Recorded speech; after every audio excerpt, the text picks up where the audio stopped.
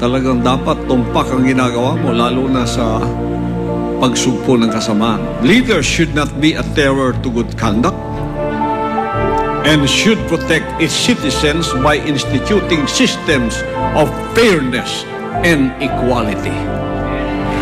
The leaders should not be a terror to good conduct.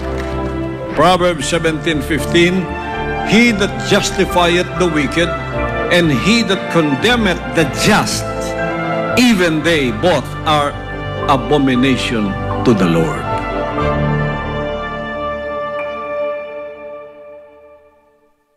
Dami ko nang in-applyan, wala pa rin akong trabaho.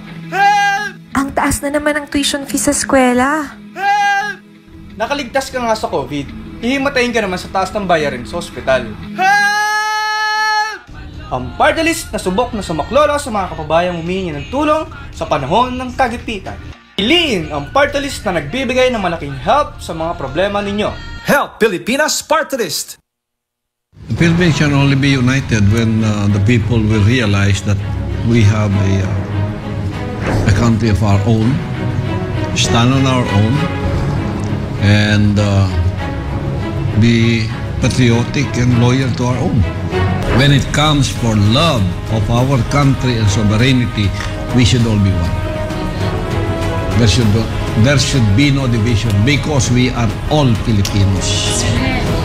Pagdating dyan sa pag-ibig sa ating bansa, sa pagtayo sa ating bansa, huwag natin ipahiya si Jose Rizal, sila Bonifacio. Pagdating dyan, huwag dapat tayong hawakan o pakialaman ng iba. Tumayo tayo sa sarili natin.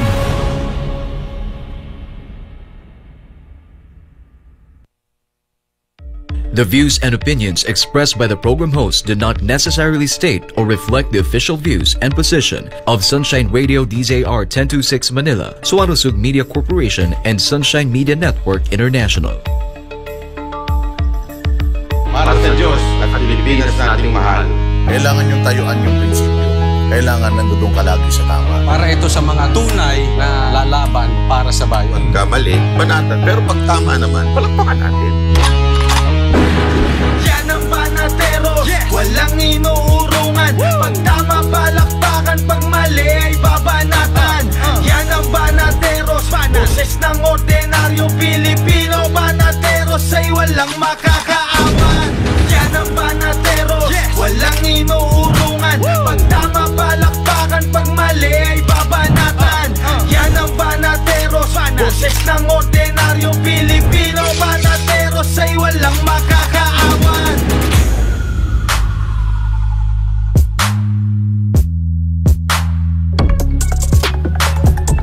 Ayun na, magandang gabi Luzon, Visayas at Mindanao. Kayo nanonood sa Banateros sa SMNI. Ako po si Banat Bay. Ako naman po, si Boss Dada. At ako naman si Master Judea. At ako naman po, si Jay Guevara. Ayun, matinding pag-usapan natin ngayong araw na ito. Simulan na kagad natin. Banatan natin. Bakit? Bakit? Mainit ka masyado. Easy. Tayo po ay live na mapapanood sa Facebook page ng Banateros Official. Siyempre, tayo din ay mapapanood sa mga Facebook pages ng Banateros Brothers, Coach Oli Banat Bay, Master Jedea, Jay Guevara, at siyempre Boss Dada. At meron din po tayong YouTube channel, siyempre. Papanood tayo sa kapartner mo sa Balita at Serbisyo, DZR 1026 News, and SMNI News YouTube channel. Ayan, at syempre merong website ang Banateros. Banateros.com. Banateros.com. Punta po kayo dyan. Nandiyan po yung mga... Dyan din makikita yung mga live streams ng Banateros. At syempre, yung napakagandang mga journals ni Attorney Cristobal no nakaraan lang ay nag-celebrate ng kanyang birthday. Happy birthday. Ayan. Belated happy birthday, Attorney. Alam niyo ba, kahit nasa Japan yan, kahit anong ginagawa niya, kuwari kumakain kami, pag magsisimula na kayo, titigil talaga yan, kukunin niya yung headphone niya, pakikinggan niya kayo, tapos tumatawang mag-isa. Hindi ko alam kung bakit. Oo nga, totoo nga, walang biro yun. Kahit nasan kami, Kuwari bigla, kumakain kami, biglang, ay, nateros na. Sabi ko, andito kami sa harap. Pinanonood kayo. Salamat sa suporta, attorney. I love you. Binabati Happy birthday, natin yan. attorney. Batiin natin. Malamang sa akin natatawa yan. Mali-mali sinasabi ko. Hindi naman. Magaling mo nga eh. Galing mo nga lately, ha? Oo, galing mo. Para ka nang si Ka Eric sa, sa suot mo eh. Hindi, from Ka Siyempre, Eric magpasalamat ka muna kay Ka Eric. Ay, thank you sa regalo. Birthday ko nun eh. Birthday ni Ka Eric na kay birthday Jay. ni Ka Eric yun. Di, baka ma-adapt ko yung katalinuhan at kahusayan magsalita ni Ka Eric ngayong araw. Ayun. Pero bagamat mainit si Banat Bay at gusto na kagad bumanat, tanungin ko muna kung anong iyong experience pagbalik ng Pilipinas. Siyempre, galing ka sa isang first world country, tapos bigla kang bumalik sa iyong pinakamamahal na third world country, Philippines. Ano ang iyong experience sa airport? Napaano talaga kagad ako. Sabi ko, wala. Kaya kailangan talaga natin ng mga matitinong leader, lalo na si Pastor Kibuloy. Hindi, wala akong biro. Kasi, talagang yun isang bagay na maaano mo sa Japan eh. Yung maaalala ko lagi, dun sa, pag nandun ka sa compound ng KOJC, yung kaayusan, yung linis, pagdating mo pa lang dito sa Pilipinas, sa airport pa lang eh.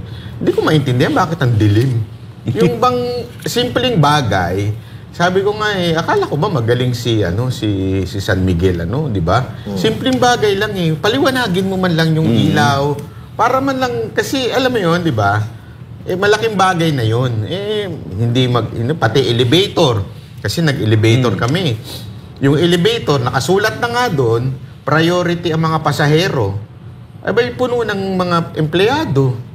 Hindi tuloy makasakay yung mga pasaherong kailangan umakyat sa kabilang sa ibang level. Sabi ko, wala talagang kaisan sa Pilipinas. Di ba? Speaking of airport, Banat Bay, kasi sa Davao, napansin mo, maganda airport doon eh. Kasi hindi ba yung Davao Airport, somewhat, tumulong si Pastor Apollo Kibuloy na i-maintain yan eh. Balita ko yung mga comfort rooms dyan, pinagawa niya. Yung papasok ng airport na yung may nakikita kang mga halaman sa gitna at saka yung doon sa kahabaan ng highway na yun na may halaman sa gitna, si Pastor Apollo Kibuloy nagpagawa nun free. Sagot niya yun. Yes.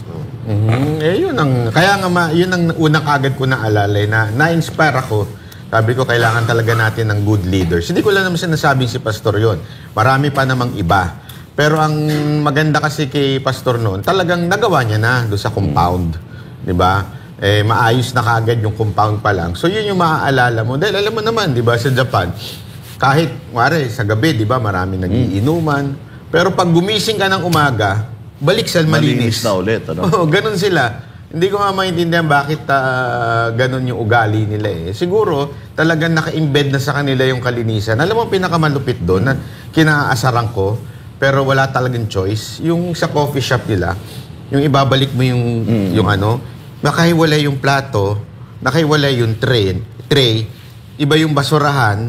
Minsan, siyempre, di ba, yung mga combustible, di ba, may mga ganun. Ano ba talaga to? Di ba, mali dito ka, babalik mo. Ba't din ba trabaho to? Pero siguro nga, dahil sa ugali na nila yung ganun, na maging malinis, maging organized, kaya tuloy ganun itsura nung Japan. Ganun din yung sa compound, di ba, sa KOJC. Organize sa mga tao dun eh. Dito na nga lang sa SMNI organize sa mga tao. Kita mo naman, gaganda ng mga natin. Diba? Dito pa lang, organize. Napansin natin yan, Banat Bay, from yung Central Compound to Glory Mountain, Prayer Mountain, and Samal Island. Nakapunta na tayo sa Hong Kong, yung KLC of Hong Kong. Ako, nakapunta na ako sa KLC California, Las Vegas, LA, and yung sa Vallejo.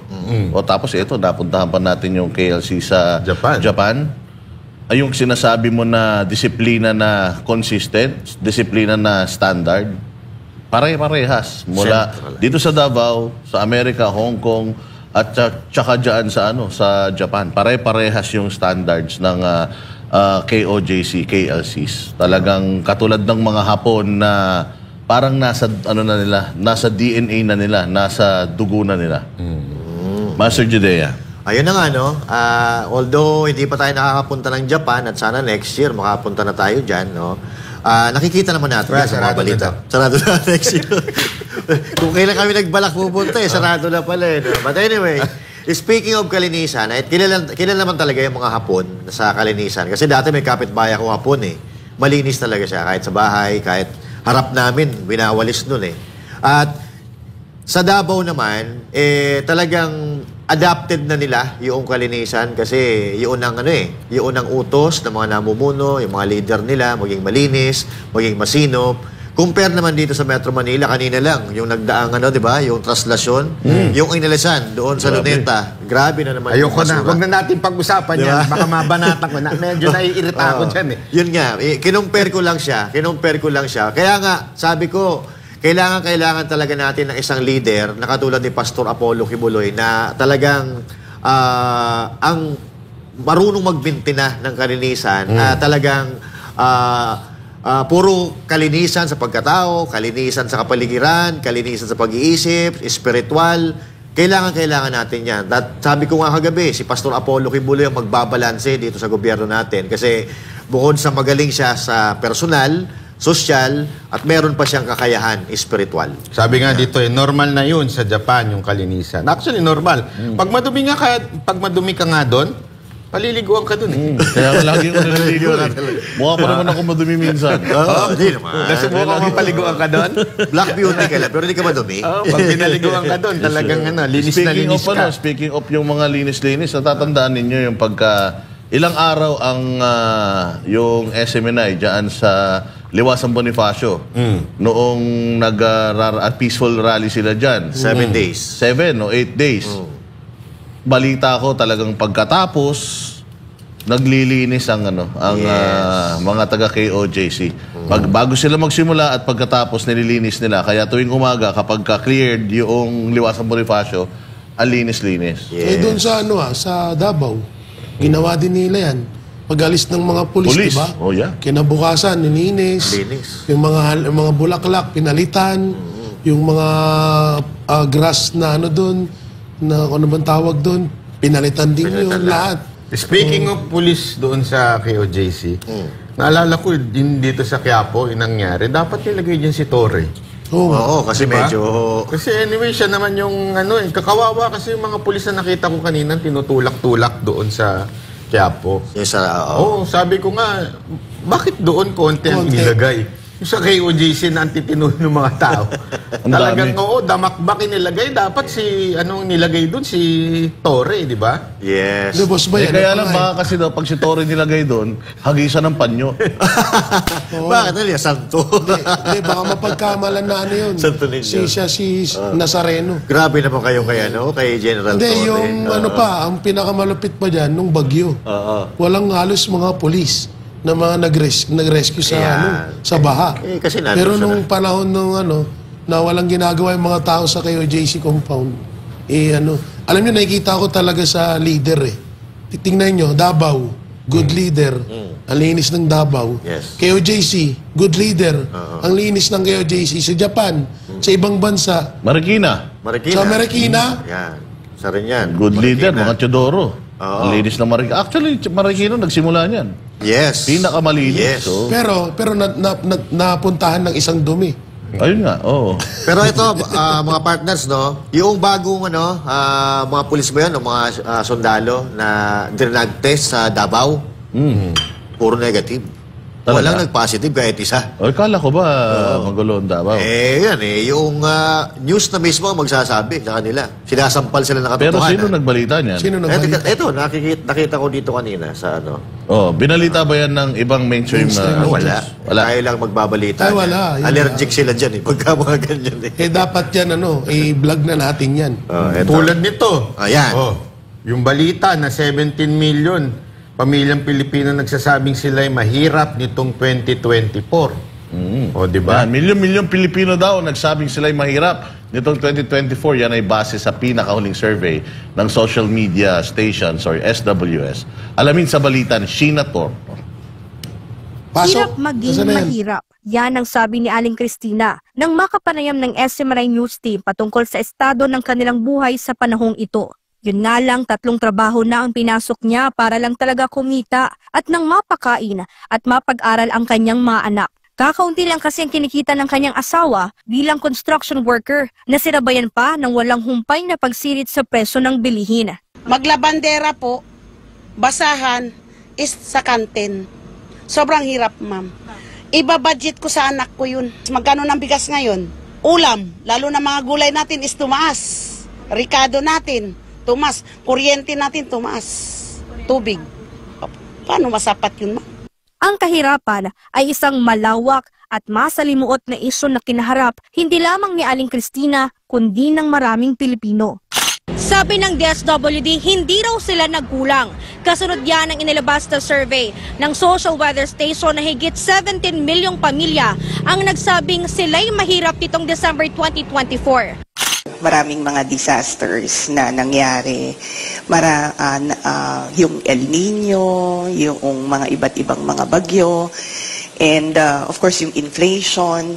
Yung mga factors po kasi na iyan ay nakakaapekto doon sa perception ng mga respondents, doon sa nararamdaman sila ay nakakaramdam ng kahirapan. Ngunit para sa ilang mahihirap na Pilipino, hindi sila kontento sa ginagawang hakbang ng gobyerno para mapabuti ang buhay ni Juan de la Cruz. Sa pinakuling survey nga ng SWS, mas mataas ng 4 na puntos ang naitalang 63% itong December 12 hanggang 18 ng 2024. Kumpara yan sa 59% noong September ng kaparehong taon na katumbas ng 16.3 milyong pamilya. Ito ang pinakamataas na percentage ng self-rated poor families sa loob ng 21 taon.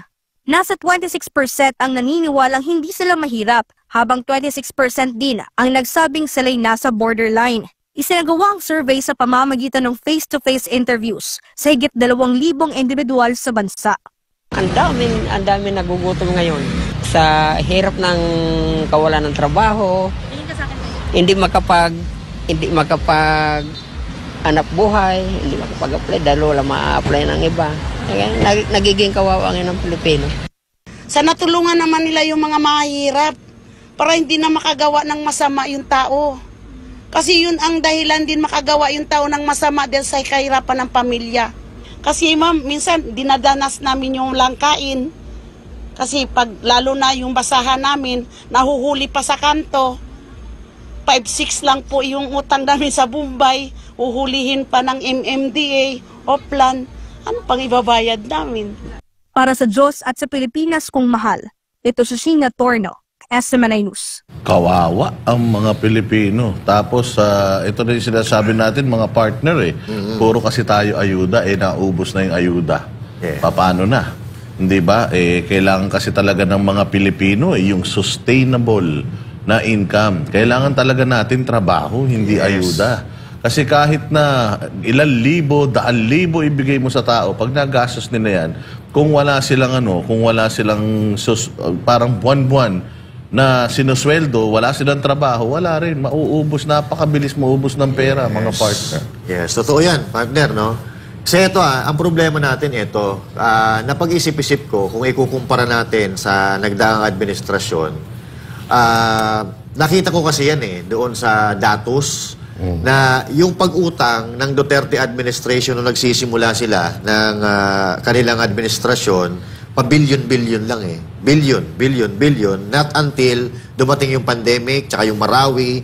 Siyempre, kailangan mo ng mas malaki-laking pera doon. Kasi may ginagamot ka, tapos may sinusugpo kang gera. Pero dito ngayon wala naman tayong pinagdadaanan na pandemya, wala tayong pinagdadaanan na gera. Pero kung mapapansin natin, ang utang nila, first year, second year, umaabot ng trilyon. Pero ang tanong dito, nararamdaman ba ng mga Pilipino yung pera na inuutang natin? Kung pagbabasehan po natin, itong survey na ito, wala po Hindi po nararamdaman mga Pilipino yung pera ng taong bayan. Kasi noong sa panahon ni Pangulong Duterte, nararamdaman natin yung mga infrastructure, nakakapaglikha ng trabaho. Di ba? Yung sa inuutang natin na pera, binili ng mga bakuna at ginagamot yung pandemya at yung mga armas doon sa Marawi. So, considering na may mga ganon, hindi ganito kahirap ang buhay ng mga Pilipino noong nagdaang taon. So bakit ngayon, sa kabila ng napakalaking pera na ipinamumudbud at inuutang ng gobyerno, bakit mas naghihirap ang mga Pilipino ngayon? Yun ang malaking katanungan natin, mga partners na ako hanggang ngayon, hindi ko pa rin malaman kung ano kasagutan. Saan napupunta yung pera ng taong bayan? So, Banat Bay, malaking numero to. Higit 17 million na pamilya. Ilan lang ang population ng Pilipinas? 115 million na sa... Ito population yun, Ito 17 million na pamilya. Ilang membro ng pamilya? Ang standard na pamilya sa Pilipinas, 5. Sabihin natin imagine mo, 17 million times, let's say, mga 3 na lang. Times 3. Malaking, numero to ng mga naghihirap. So, ibig sabihin, Boss Nada, 63%. So, more than half of the population of the Filipino. Kasi ang poverty rate dito, if I'm not mistaken, at least mga nasa 70%. Grabe, no? Go, Banat. Ibabasa ko dito sa survey. Sa totoo lang, yung survey, feeling ko, sila may palabas nun Sila may pakana nun, yung ganito, para ma-emphasize o ma-justify yung AKAP, yung IX, para ma-justify na, kailangan tulungan yan kasi marami nang mahihirap na mga Pilipino. Kasi ngayon, napupuna yan, di ba? Alam naman po natin yung 7-7 gang. Yun. Yung mga gangnam dyan na 7-7 na sinasabi nga ni Magalong na merong nakukuha itong mga animal na to sa pondo na yan, sa pamimigay ng ayuda. O syempre, masama ang dating nun sa atin. Ngayon, they have to justify it, yung ayuda na yan, by saying maraming naghihirap. So, feeling ko, yun yung isang purpose nitong survey na to. Pwede. Kung bakit inilabas o bakit kinumission itong survey na to. Para ma-justify ang pamimigay ng ayuda. Pero sinasabi nila, Jay Guevara, na ito daw, lobo ng mga hirap sa Pilipinas, isa daw cause niyan, yung sunod-sunod na mga bagyo, delubyo. Ano masasabi mo dyan, Jay? 3 years nang nakaupo si Marcos, Wala namang halos bagyo noon. Kailan lang naman yung mga sakuna na yan? Huwag nilang gawing Huwag nilang gawing alibay yung mga bagyo, baha. Una-una, pinagmalaki nyo yan. Yung baha na yan, pinagmalaki nyo sa zona nyo na may 5,500 flood control. So, doon pa lang, ibig sabihin, maaagapan nyo na sana yan kung totoo yun. Kaso hindi totoo. Tsaka yung sinasabi nyo, yung alibay nyo na sa mga bagyo, sa mga hindi yan. Kung ano lang kasi dyan, ang pinaka-dahilan yan kasi yung nakawan dyan sa gobyerno. Yung pinaka number 1 na dahilan ng sobrang kahirapan sa Pilipinas. Mas humirap pa sa Pilipinas, di nawawala ang kahirapan. Ang mahirap dito, mas lalo pang humirap. Dumadami ang mahirap, yan ang hirap kapag ganyan ang gobyerno. Mahirap yan. Kaya mag-isip-isip na kayo. Huwag nyo nang dagdagan yung kahirapan sa Pilipinas. Mahirap yan. Talagang sunod-sunod na hirap yan. Sunod-sunod yun. Doble-doble hirap. Madadagdagan pa yan. Yung mga maghihirap. Kasi nga, kahapon, pinag-uusapan namin, Banat Bay, maraming mawawalan ng trabaho. Kasi nga yung Facebook, tatanggalin na yung mga fact-checkers. At syempre, pagka tinanggal mo yung mga fact-checkers, pati daw yung mga troll accounts mawawala. Naku po. So sigurado, marami madadagdag dyan. Pero Banat Bay, maikli lang. Kung gusto mo habaan, ano masasabi mo doon? Siyempre tayo, umiikot ang buhay natin sa social media Doon tatanggalin na yung mga fact-checkers sa Pilipinas for freedom, para ma-practice yung freedom of expression. Actually, sa Facebook, para ma-practice yung freedom of expression. Actually, nagreklamo yung Rappler Pero silang statement totoo yun. Na sinasabi nila na parang sinisisi ni Mark Zuckerberg itong mga fact-checker na ginawa naman daw ang trabaho. Pagpapanoorin mo ng maigi yung ni Mark Zuckerberg, yung kanyang video, kasi isa sa nangyayari, which is sa akin nangyari, sa mga kakilala ko, nagkakaroon ng mistake. Yes. Yung pag-fact check, yung kasi, parang ina-algorithm lang nila yun. Ewan ko, ginagamitan nila ng AI. Mali-mali. Ako nga, ang naban nga yung Facebook ko ngayon, ang dahilan nila, impersonator daw ako. Okay, tapos nung sabi ako na hindi mali ang ginawa nyo, nagsorry sila, mali daw. Sabihin, mali yung nila, yung algorithm nila na impersonator daw ako nung Tapos hindi naman binalik. Ibig sabihin, meron talagang dapat ayusin ng Facebook. Yan yung sinasabi ni Mark Zuckerberg aside from sa fact checker. Yeah. Yung sinasabi nga na parang nagkakamali, nagkakaroon ng political, kaya nga tatanggalin na, magkakaroon na ng community notes ba yun or something? Parang X. Oo, para kung i-report na lang. Tama naman din. Sa tingin ko tama din naman yung hindi niya dapat ilagay sa grupo. Kasi nangyayari, yung leaning ng grupo na yun ang nagde-decide kung ano yung tama at mali. Hayaan natin ang tao. Diba? Tsaka maswerte ka, Banat Bay, kasi di ba verified yung account mo. Pwede kang mag-appeal. Meron kang avenue to appeal kapag tinatamaan ka ng mga ng mga illegal na take down na yan, lalo na yung mga post, yung pagpa-flag. Marami sa mga users ng social media, hindi naman verified yung mga accounts nila. Di ba? So kapag na-take down, wala na. Waiting na lang sila. Minsan 3 buwan, minsan nga. Ako nga, wala na. Hindi na bumalik Gagawa na lang bago. Ginawa pa nilang milyon yun. Tuwan-tuwa naman ako, naka-milyong followers. Tapos wala naman. Hindi na makapag-post. Sayang lang. Actually, palpak talaga Facebook. Tama yung gawin nila ito kasi kailangan nila may baguhin. Yes. Tingnan natin kung maganda ang improvement na mangyayari o ganun din, lalo lang papalpak. Diba? At saka hindi naman na-eliminate ang fake news. Lalong dumadami. Oo, diba? Kontrolado na nila. Oo nga yun lang natanggal lang nila yung kumontra sa kanila. Yan. Pero yung fake news mismo, hindi naman nawala yan sa Facebook. Ang dami pa rin fake news dyan. Correct. Tsaka kung matatandaan mo, Banat, di ba nag-uusap tayo dati? Sabi natin, magiging maganda ang takbo ng social media kasi nga, alam natin na dilawan ng leaning noong mga fact-checkers, tapos presidente, galit sila sa presidente, so kung tayo, baba na tayo sa administrasyon, medyo magiging lenient sa atin yung mga fact-checkers. Baliktad Yung pala ang Facebook, sumisip-sip yan sa nakaupong administrasyon. Yes, tama. Yan ang ginagawa naman nila Nagkataon lang nung panahon talaga ni Pangulong Duterte, hindi nila makontrol ang si Pangulong Duterte, lalo na against sa Amerika nun. Yes. Tinan nyo, ang daming ilang beses sinabi ni Mark Zuckerberg sa video niya na hihingi siya ng tulong sa US government. Ilang beses niya yun, binanggit.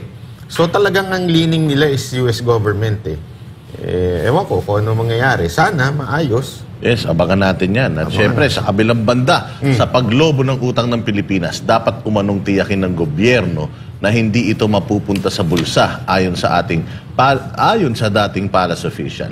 Samantala, sa pagtaas naman ng kontribusyon ng SSS, kailangan anya sabayan rin ito ng dagdag benepisyo. Narito ang balita ni Prince Tripod. Kasabay ng pagtaas ng presyo ng mga bilihin, pinangangambahan na rin ng nakararami nating kababayan ang patuloy na paglobo ng utang ng Pilipinas na umabot na sa 16.9 trillion pesos noong Nobyembre ng nakaraang taon. Sa ulat ng Bureau of Treasury, mahigit 10% itong mas mataas kumpara sa kaparehong panahon. At isa sa tinutulong dahilan ng pagtaas ng utang ay ang paghina ng piso kontra dolyar. Para naman sa dating Chief Presidential Legal Counsel, Attorney Salvador Panelo, dapat matiyak na nagagamit ng tama ang pondo ng gobyerno. Okay lang yan. Kaya naman natin bayaran. Basta ilagay mo sa tama. Huwag nakawin. Huwag ilagay sa bulsa. Samantala, sa usapin naman ng pagtaas ng kontribusyon ng Social Security System, sinabi ni Attorney Panelo, dapat maramdaman din ng mga miyembro ang dagdag benepisyo. Unang-una, alam mo, merong batas talaga na sinasabi every 2 years pwede ka magtaas ng kontribusyon. At yun ang kontribusyon talagang para sa mga members yan. Kaya agree ako doon sa sinasabi ng administrasyon na talagang kailangan sumusunod lang sila sa batas. Ang mahalaga, yung kontribusyon na binibigay ng taong bayan kailangan mag-benefit sila. Ang problema doon sila nga nahihirapan yung nga ang reklamo Nagbabayad sila, pagkatapos pag kailangan na nila, walang maibigay sa kanila. Kulang. Tapos magdadagdag pa ng contribution dahil nga ang batas nagsasabi para sa kanilang benefit yun. Pero hindi nangyayari. Yan ang problema.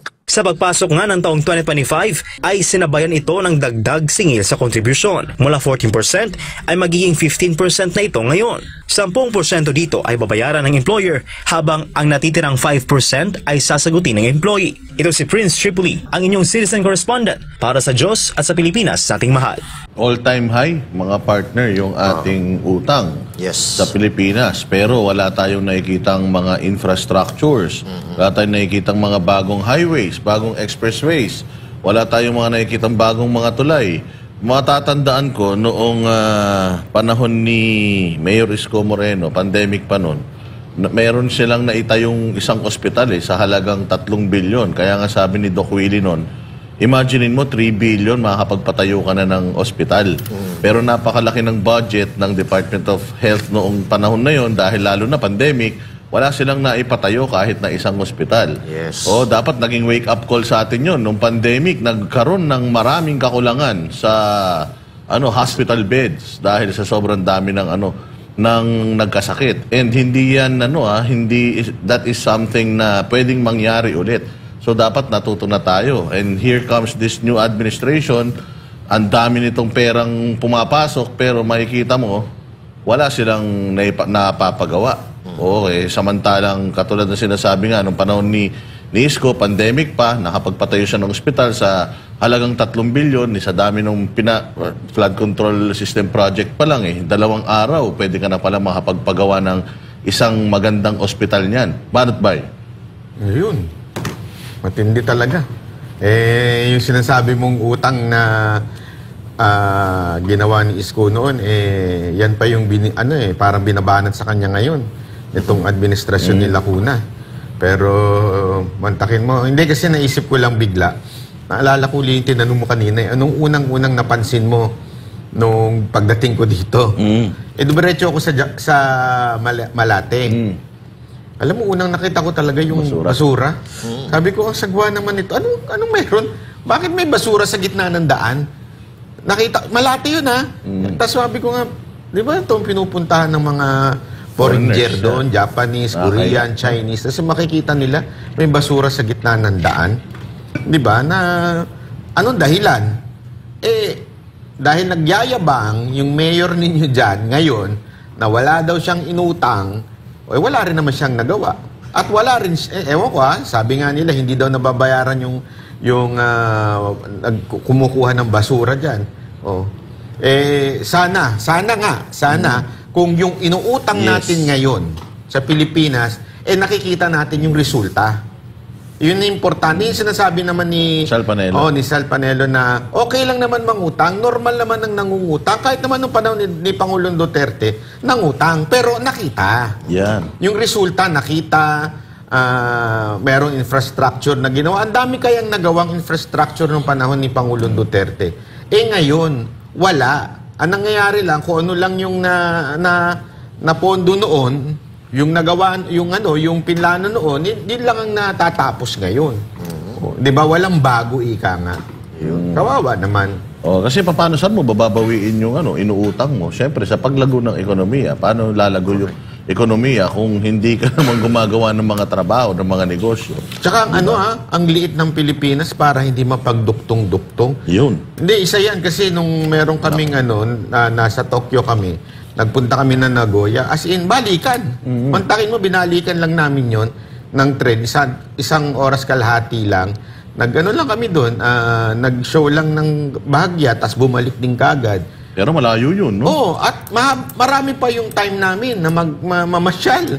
Ganon ka-efficient yung transportation. Sabi ko nga, bakit din mangyari sa Pilipinas to, no? Napupunta ka ng Bicol, sasakay ka lang ng tren, isang oras, nandun ka na. Di ba? Alam mo, gusto mo matupad yan, Banat? Ako, may magandang programa si Pastor Apollo dyan. Yun na nga. Gusto ni Pastor Apollo. Kung matatandaan mo, nung unang na-meet natin siya, Banat, isa yan sa mga pinag-usapan natin.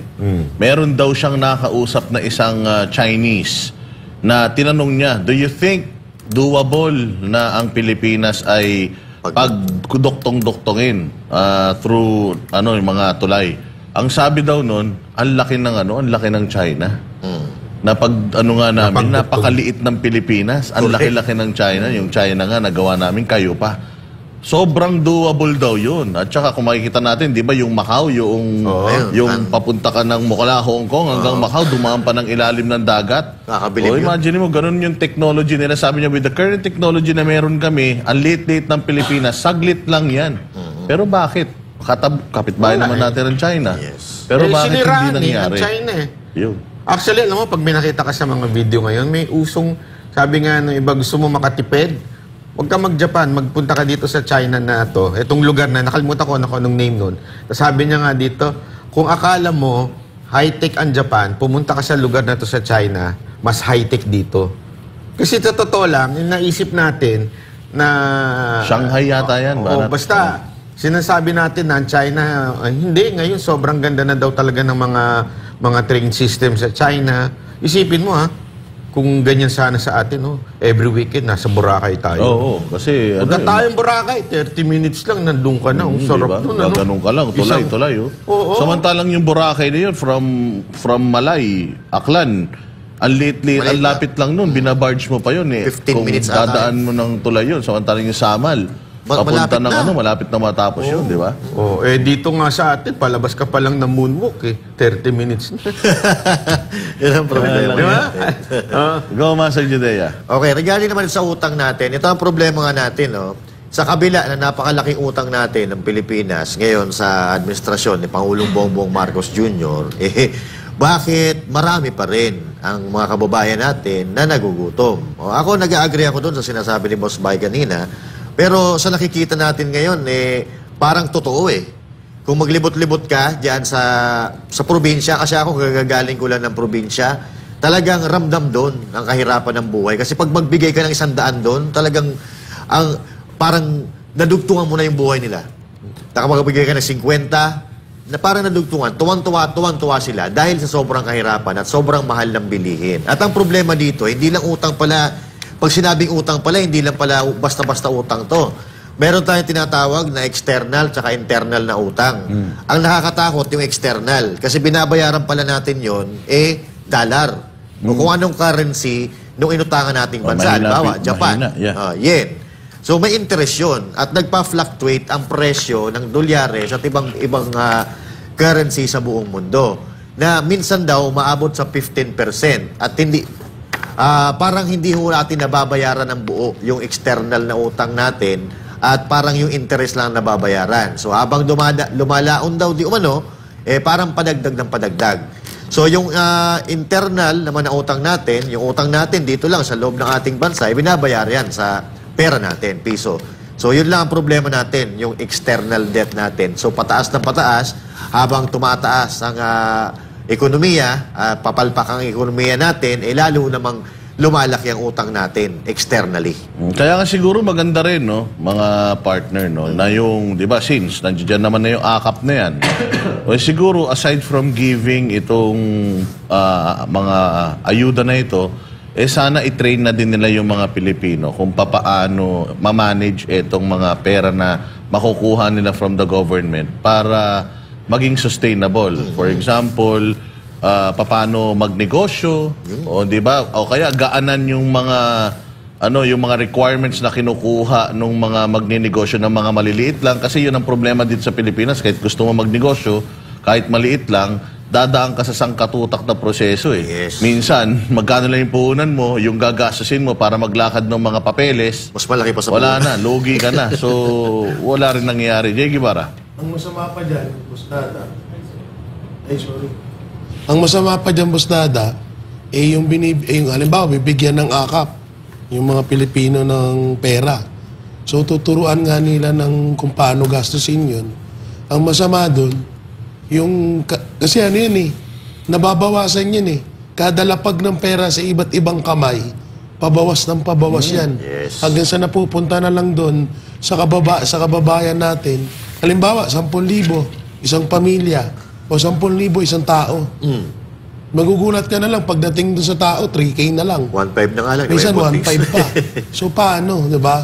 Tsaka yung usapan doon sa paglobo ng utang ng Pilipinas, paano hindi lolobo?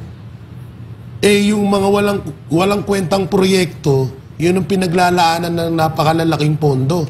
Tapos yung proyekto na mas makakatulong para sa mga Pilipino, yun yung tinatanggalan ng pondo. Diba? Katulad lang yan, yung AKAP, yung ayuda, yung pondo na inilaan dyan, kung yung pondo na nilaan dyan ay ginawa yan, or gawin yan para sa hanap buhay ng mga Pilipino, di mas maganda yun. Hindi nilagyan ng pondo yung AKAP na yan para i-tolerate yung mga Pilipino na umasa lang sa ayuda. So walang mangyayari niyan. Katulad sa iba't ibang bansa, hindi nila tinotolerate yung mga tao nila doon na maging tamad. Tutuusin nga buti nga tayo dito 8 hours. Sila, di ba? Hindi. Nagtatrabaho sila doon ng sobra-sobra. 3 job sila hindi sa naman Amerika. nata totoo yung AKAP Kahit kailan, di pa ako nakatanggap niyan. Kanta lang meron. Kanta. Wala kang AKAP Pati AKAP wala Speaking of achiche, mag-break po muna tayo. Huwag kayong alis at magbabalik po ang programang Banateros sa SMNI. Yep. Walang inuurungan. Pag tama palakpakan, pag mali ay babanatan. Yan ang Banateros, boses ng ordinaryong Pilipino. Banateros ay walang makakaawan.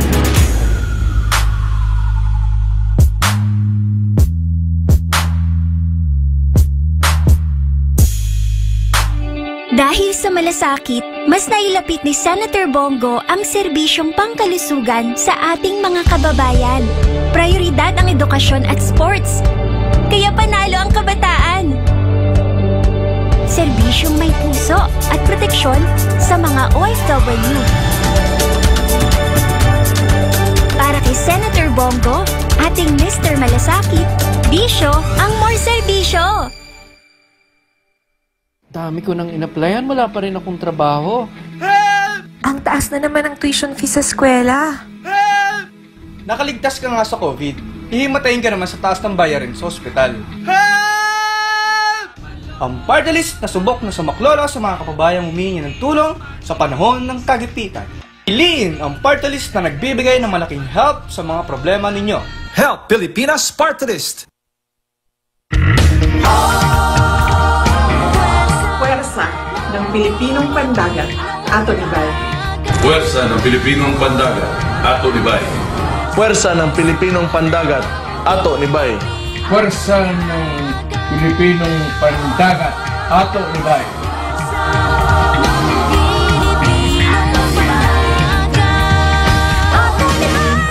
PPP Party List, Tatak Duterte, Ato Nibay. Ato Nibay! Kung leader ka, talagang dapat tumpak ang ginagawa mo, lalo na sa pagsugpo ng kasamaan. Leaders should not be a terror to good conduct and should protect its citizens by instituting systems of fairness and equality. Leaders should not be a terror to good conduct. Proverbs 17:15, he that justifieth the wicked and he that condemneth the just, even they both are abomination to the Lord.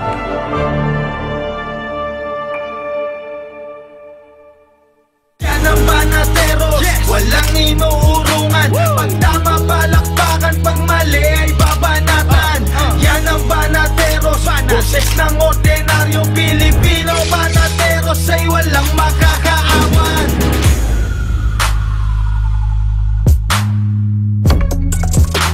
At nagbabalik ang Banateros dito lang sa SMNI. Nako po, ito mainit-init na usapan din ito sa ngayon, sa showbiz. Alam niyo naman, pagdating sa showbiz, ang showbiz sa natin, expert si Banat Bay at saka si Jay Guevara.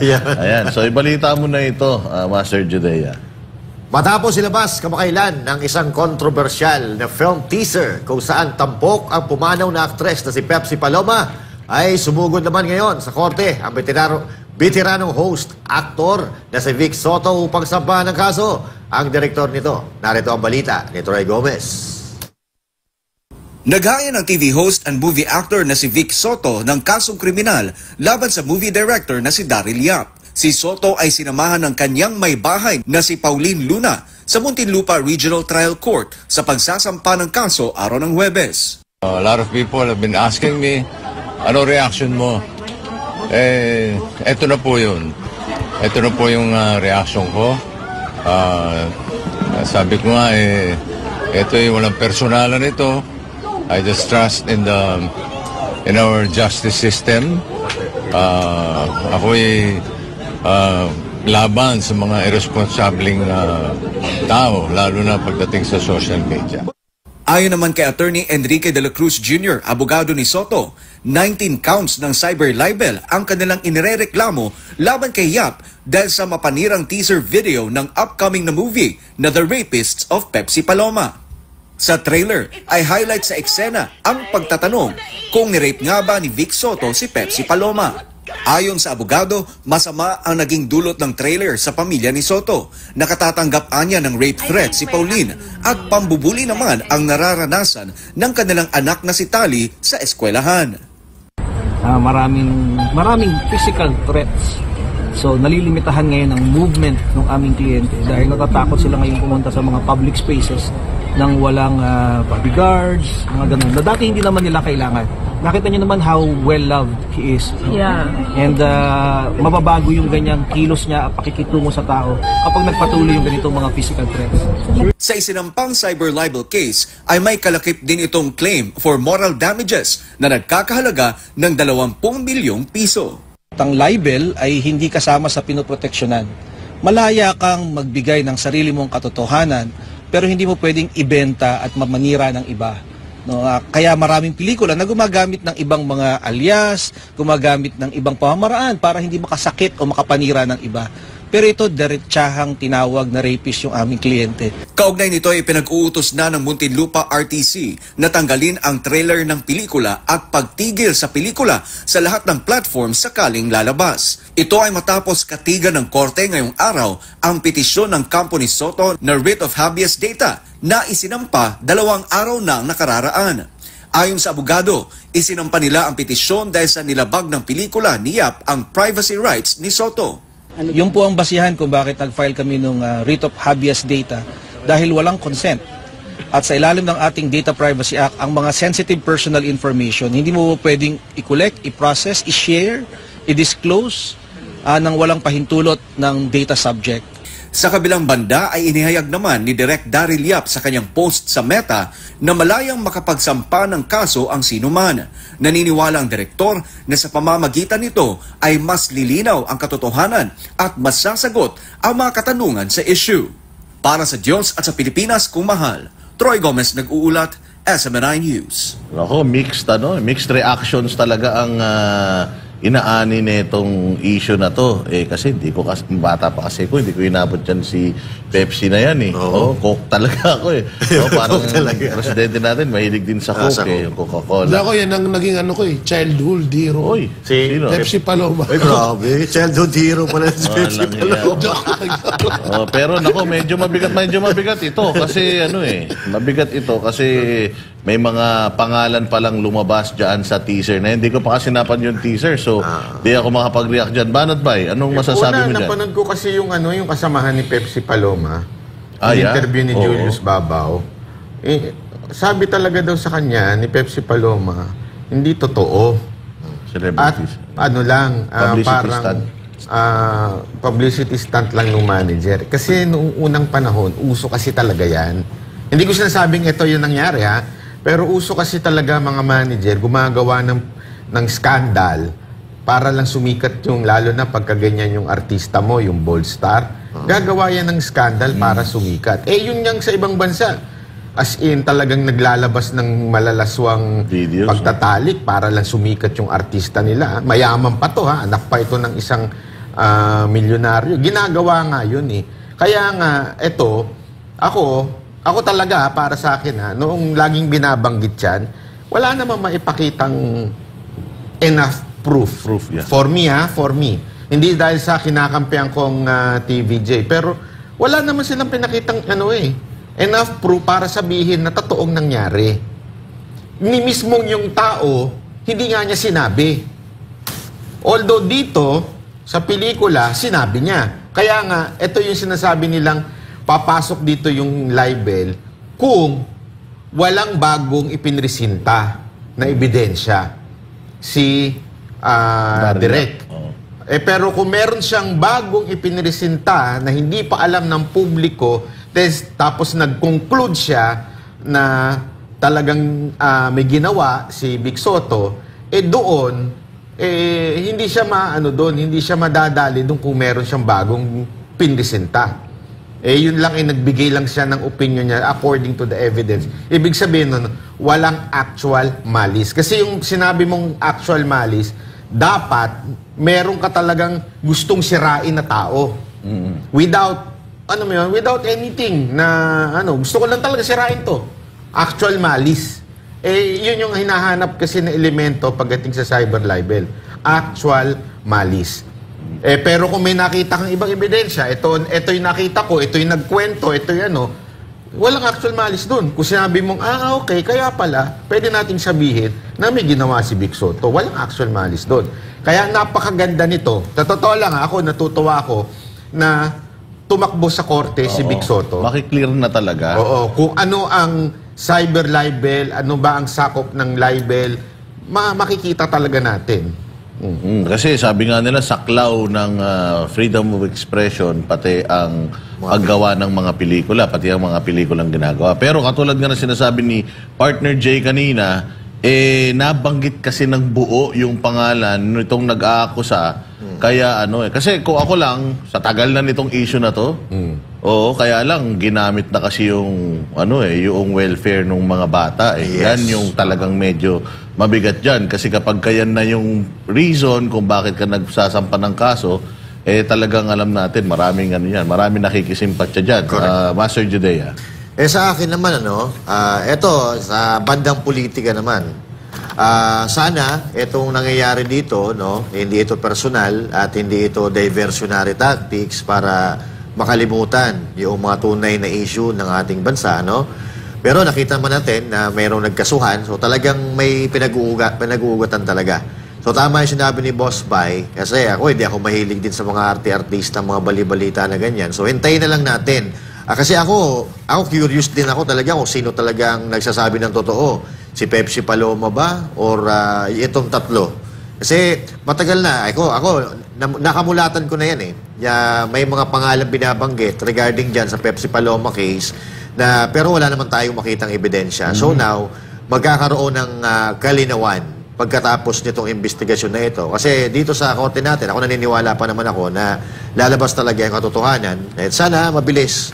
At pero magaling si Daryl Yap gumimik. Yes. Kasi dahil dyan, panonoorin niya yun ito. Dahil sa ginawa niyang yan. Panoorin niya yung Fly Me to the Moon. Fly Me to the Moon. Hindi, totoo. Alam mo yung Fly Me to the Moon? Netflix, boss? O pelikula talaga? Sa aeroplano ko napanood Alam ko yun. Kanta ni Bruno Mars. Fly me to the moon. Totoo ito. Yung tungkol doon sa Apollo, 11 yung dati. Tama. Na in-stage lang. Yung video lang. Ang galing Although, yun lang ang sinasabi. They presented new evidence.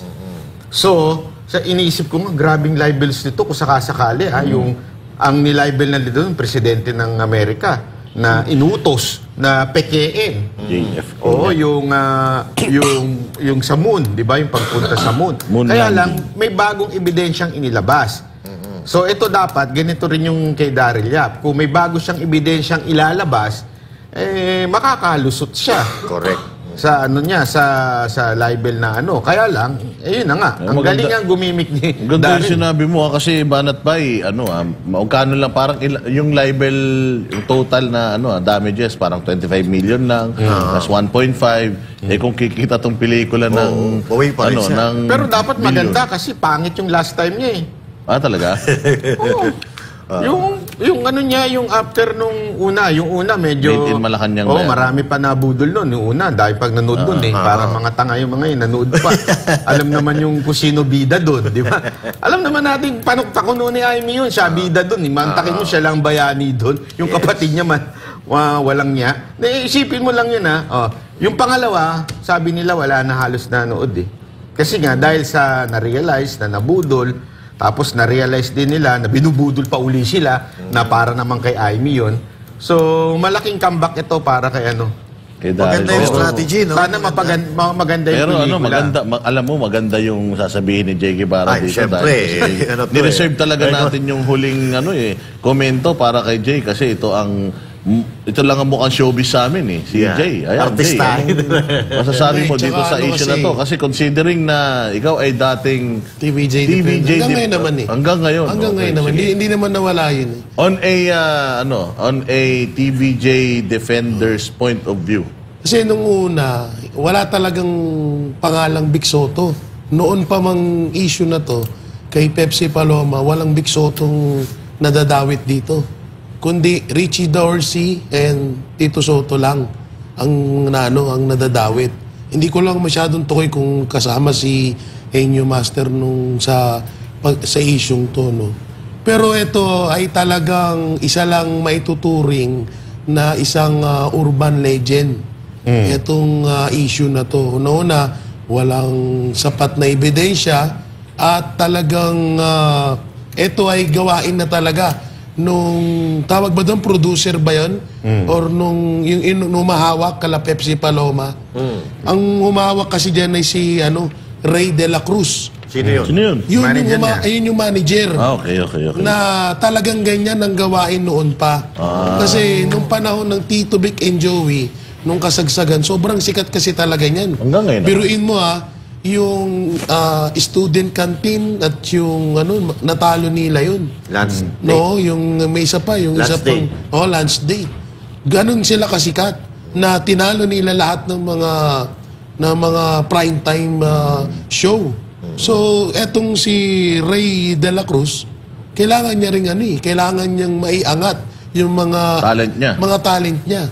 So, lumang style kaya nga nasapak to Palaging nasasapak to si Ray De La Cruz dahil ganyan yung ginagawa niya.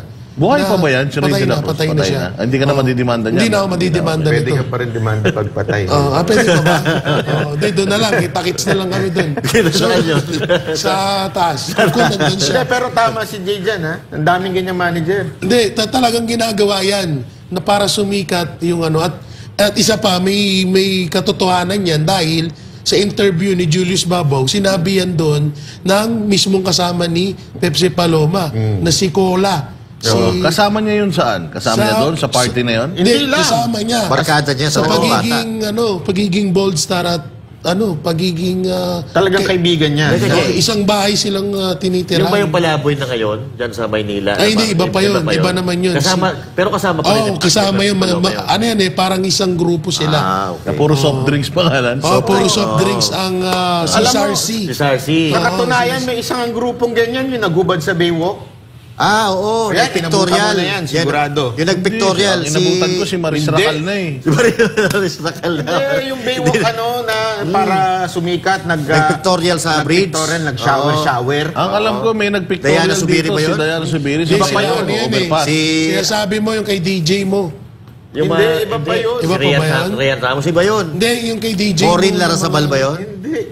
Hindi nyo maalala yun. Ito kasi yung kasagsagan ng Viva Hot Babes.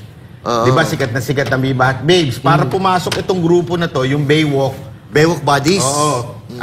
Nag-pictorial sila. Alam ni Carlo sigurado ko. Alam niya. Nakalimutan ko yung pangalan.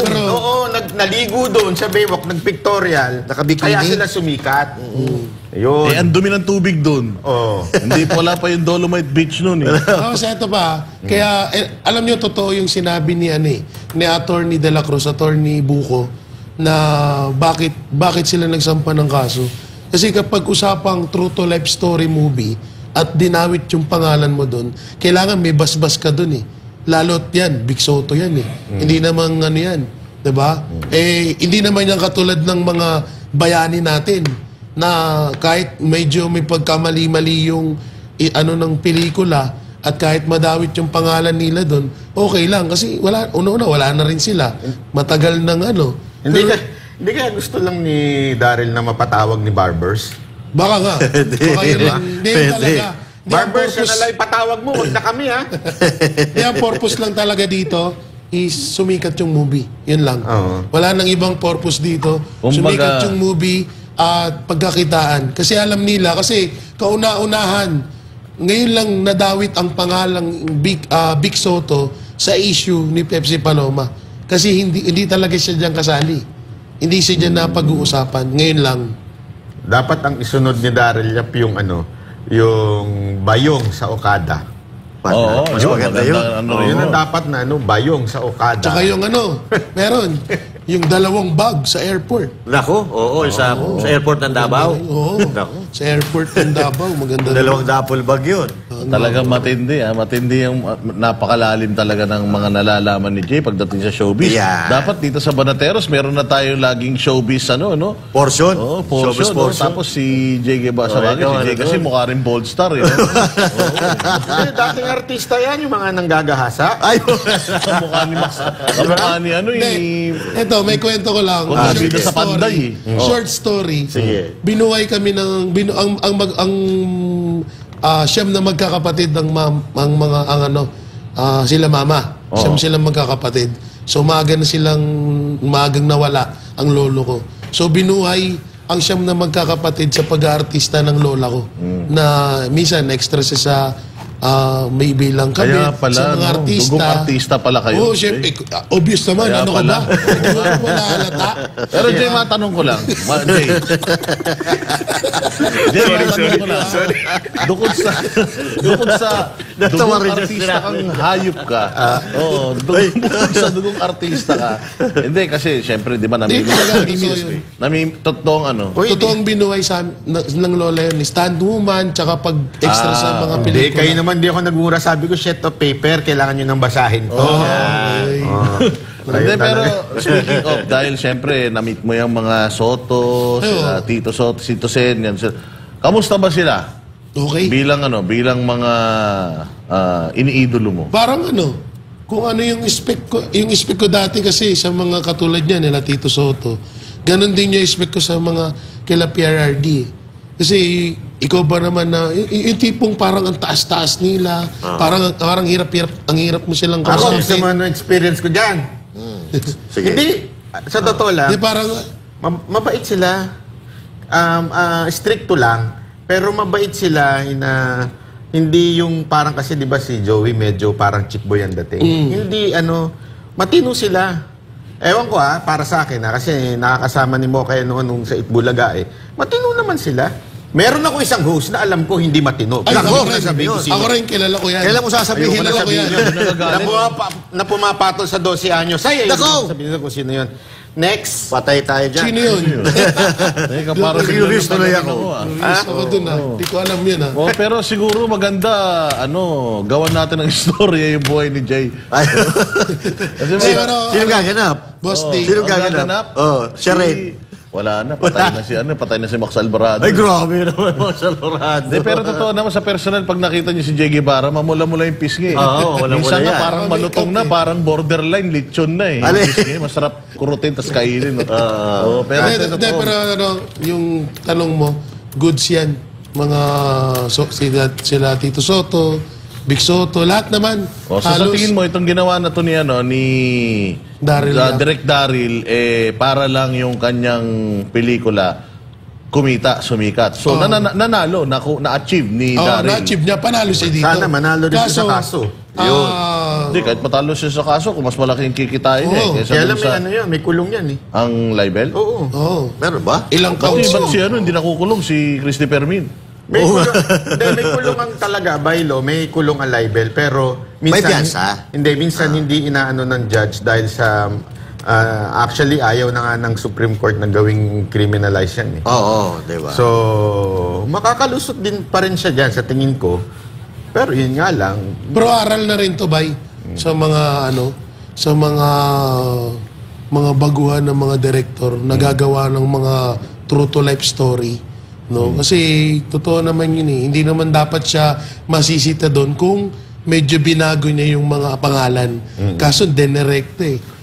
Yun nga, ang nakikita ko nga doon is ano yan, para sumikat at mapansin ng mga Pilipino yung yung pelikula. At alam naman natin, pag Tito Vic and Joey na ang pinag-usapan, talagang puputok yan. Puputok at puputok. Kasi nagkaroon pa, di ba, laking issue din ng mga nakaraan. Sa Itbulaga. Itbulaga ni Isko at saka Itbulaga ni di ba? Talagang umati ka bubakbakan yan. Yung mga panahon na yun, minumura ko pa si Banat Bay.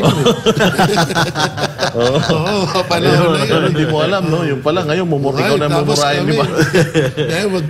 Pero puro kayo bad news kasi. Huwag kayo puro bad news. On the contrary, syempre dito naman tayo sa good news. Meron tayong tree planting and cleanliness drive this coming Saturday. Ba't ba kayo consistent? Wala tayong magagawa. Consistent ang galing. Sila. So may mga gaganapin dyan sa may Malabon, meron sa Cavite, meron sa Pampanga, tree planting activity. Kasi alam na sa Pampanga, init-init dyan. Sa maganda magtanim-tanim dyan. Kaya abangan ninyo. Saan ba yung natin? Yung mga areas natin. Yan lang, no? Pero pa, may sa, Pangasinan. All over the Philippines pa rin yan. Nationwide pa rin. Nationwide. Pero yung dito sa Metro Manila and Babol, kung tawagin nila the Babol. Ayan, Pampanga, meron sa Cavite na clean-up drive, coastal clean-up drive. Tapos meron din coastal clean-up dito sa Malabon. So, motorin natin yung Pangasinan. Pampanga, Pangasinan? Di ba kasi pwede. Meron. Tapos na yan. Ang meron sa Pampanga. Ayan, motorin natin yung Pampanga. Pwede. So, pupunta ang Banateros dyan sa isa sa mga areas na yan. At tayo ay makikilahok dito sa napakagandang inisyatibo ng SMNI at ng KOJC at syempre ni Pastor Apollo Kibuloy. Talagang consistency is the key. Yan talaga. Habang namumulitika itong mga ibang mga tumatakbo sa gobyerno, si Pastor Apollo Kibuloy tuloy-tuloy lang sa kanyang advokasya, sa kanyang adhikain na mapaganda ang bansang Pilipinas. Syempre magsisimula yan sa hanging nilalanghap mo. Dahil kung masarap ang hanging nilalanghap mo, sigurado, matino ang gising mo. Hindi ba? At masarap din ang ibubuga mo. Yan, syempre. So, cleanliness is next to. Tsaka hindi lang naman cleanliness yan. Alam mo, sa totoo lang, yung presyo nga ng kamatis ngayon, totoo, nagtataka ako. Yes. I mean, kamatis tumutubo lang kung saan-saan yan, di ba? Oo. Bakit ganun kamahal? Ba't di na lang yun itanim natin? Sabihin nga natin, Sir Carlo, kamatis tayo at tsaka sili. Kamatis planting activity. Isipin mo, yung kamatis, kamote, di ba talbos ng kamote? Tumutubo lang yan pero bakit ganyan kamamahal na ngayon? Wala Ayun na nga ba? Wala na nagtatanim boss ang sabi, hindi nga daw nagtanim yung mga magsasaka ngayon dahil daw puro bagyo, nasisira din lang. O baka hindi sila nagtanim kasi nakakatanggap na sila ng mga ayuda. Ayuda ni Romualdez. Nakakatanggap ng ayuda, tinamad na magtanim. Ayan, may shortage na tayo. Pero ano sabi ni Ko? Ang ayuda ay yan? Speaking of Ko, gusto palang maging santo noon. Bakit ba? Nakita mo ba yung kumakalat sa social media? Bakit? Ang sabi niya? Gusto daw niya maging santo. Kapal naman ang mukha ng animal na yun. Muntik na daw siya magpare, pero sa China. Sa China daw siya magpapare. Ang kapal nga Gusto magpare? Ang galing demonyo? Yung maging santo. Santo ba? Santo? Oo. Easy. Kung si San Miguel nga daw ay naging pare at tapos naging santo, baka din daw siya. Ano papaano? Baka rin daw siya. Ang pangit na santo. Kapag naging pare si Saldico, magsisimba ka ba? Tsaka ito, kung halimbawa maging pare si Saldico, delikado ang buloy. Hindi krus ang hindi krus ang hawak nun, pera. Nakaganyan. Gagana sa uno-umo nakaganyan. Tigil 1,000. Nagiging santo siya ng Santo ng mga abu-abul. Hindi, santo ng mga kontraktor. Ay, Bamas pa sa ngalan de Saldico. Grabe kayo, ha? Kasi may bagong tawag sa kanila ngayon. Kupalo Sorger. Ay, Kupalo Sorger. Walang hiya. Pero ayun, meron tayong tree planting activity sa weekend. Kita-kita tayo dyan. I-cover natin yan kapag mayroong pagkakataon. At syempre, ibabalita yan dito sa SMNI. Kung saan ang totoong balita. Dito nyo nang malalaman. Dito nyo lang makukuha. Yan. At syempre, sa Banateros Brothers. Na walang halong chismis at walang halong fake news. Yo, nakiuros talaga ako sa pumapatol doon sa 12 years old eh. Ano kaya yun? Sige, pag-usapan natin yan sa ibang araw. Anad bay? Tapusin mo na ang paghihirap natin. Hindi, alam mo sabi nung 12 years old sa akin. Ay, nakausap mo yung 12 years old mismo? Sip, alam naman chismis. Ako pag ako nag-chismis. Ba talaga? Oo, tapos sabi niya, sabihin mo na. Pahitin ka naman eh. Pag gising ko, ano na? Anong gagawin ko? Talaga? Sabi, totoo. Nako po. Abangan nyo yan, ha? Kita po tayo ng mga banateros dito lang sa SMNI. Pag tama, palakpakan. Pag mali, banatan. Ako po si Banat Bay. Ako po si Boss Dada. At ako naman si Master Dea. At ako naman po si Jay Gibara. Para sa Diyos at Pilipinas nating mahal. Ayan.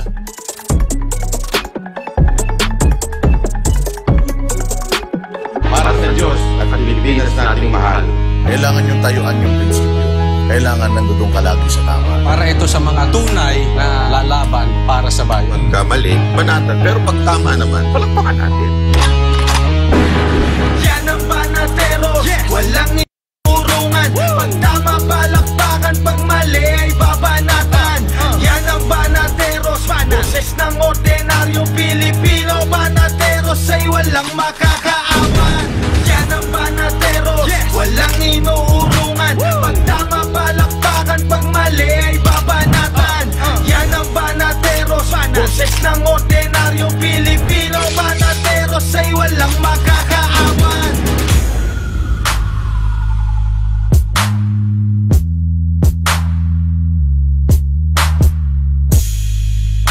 The Philippines can only be united when the people will realize that we have a country of our own, stand on our own, and be patriotic and loyal to our own. When it comes for love of our country and sovereignty, we should all be one. There should be no division because we are all Filipinos.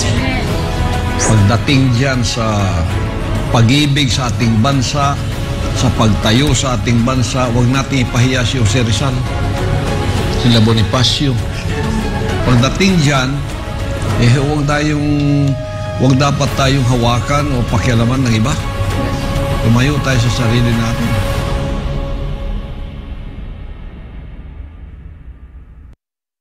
Dami ko nang in-applyan, wala pa rin akong trabaho.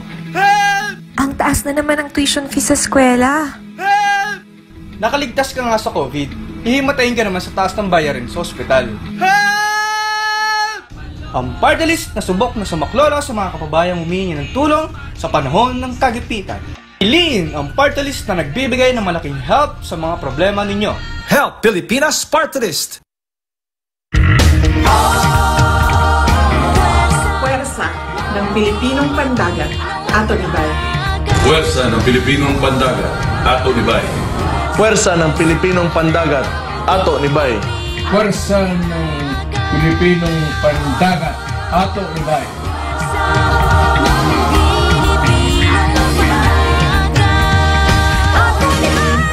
PPP Party List. Tatak Duterte. Ato Nibay. Ato Nibay!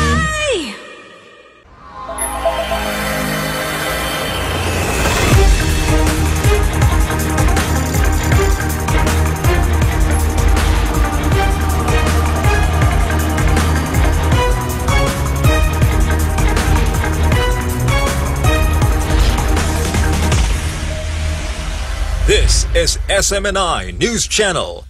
Truth that matters. Subscribe to SMNI News Channel and turn on the notification bell to keep you up to date. Also visit our official social media accounts and join our community on Viber and Telegram.